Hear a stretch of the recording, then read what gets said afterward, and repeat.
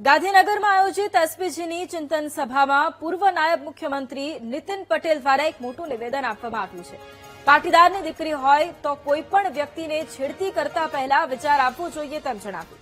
Police આવે તે પહેલા જ છેડતી કરનારના પગ ભાંગી નાખશે તેવો વિચાર આવે। પાટીદાર સમાજની છાપ ભલભલા ધ્રુજી જાય એવી હોવી જોઈએ તેમ જણાવ્યું।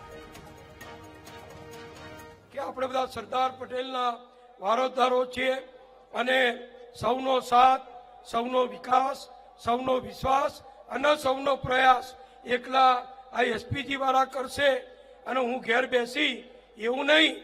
એમને જરૂર પડે એ લોકો આહવાન કરે તો 500 ના બદલે 5000 લોકો ભેગા થઈ જજો તો મારી તમને જાહેરમાં ગેરંટી કે તમારી શક્તિ હશે તો ભલભલા તમારી સામે નમશે અને શક્તિ નહીં હોય તો તમને કોઈ ગણશે નહીં।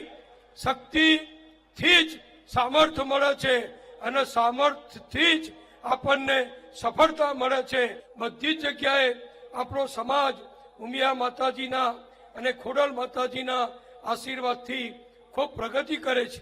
ત્યારે બીજા ખર્ચા કર્યા સિવાય આવા કામોમાં જો આપણે આપણું મૂડી રોકાણ કહીએ, આપણું બી રોપીએ તો એ બી શિક્ષણ રૂપી બી એ વડલો મોટો થાય તો અનેક લોકોને મદદરૂપ થાય। આપણા સમાજમાંથી જે છોકરાઓ ડોક્ટર બને, એન્જિનિયર બને, પ્રોફેસર બને કે બીજી કોઈ સારી જગ્યાએ જાય તો એ હંમેશા યાદ રાખશે કે આ સમાજે, આ દાતાએ, આ ગામે મને મદદ કરી છે તો હું પણ સમયે એમને મદદ કરીશ। દીકરી બીજા સમાજમાં જાય, આવું થાય તેવું થાય, પણ મારે તમને કહેવું છે કે આમ ભાષણો કરવાથી આ બધું નહીં બની શકે।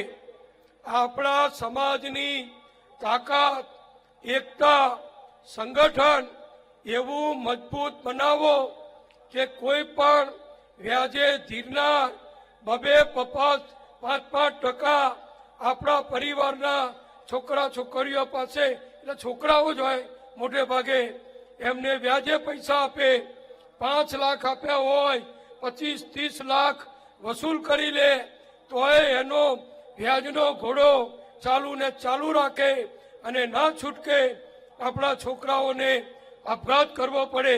આવું આપણે ચલાવવા માંગતા નથી તો શું કરવાનું? આપણે મારી દ્રષ્ટિએ આપણા સમાજની તાકાત, એકતા અને સંગઠન એવું શક્તિશાળી બનાવો કે બીજા કોઈ પણ પટેલ હોય તો પણ કે બીજી જ્ઞાતિનો કોઈ પણ હોય, ગુનેગાર હોય, ખોટું કામ કરનાર હોય, ડ્રગ વેચનાર હોય, વ્યસન કરાવનાર હોય, સટ્ટો રમાડનાર હોય, એ ગુંડાઓ, એ માફિયાઓ, એ બદમાશને જો ખબર પડે કે આ વ્યક્તિ પાટીદાર સમાજના કુટુંબમાંથી આવે છે તો એની પાસે ખોટો ધંધો કરાવતી વખતે એ સામાવાળા ગુંડાને આંખે પાણી આવી જાય એવી આપણી તાકાત જો ઊભી કરો તો આપણા નામથી જ આ બધું થશે।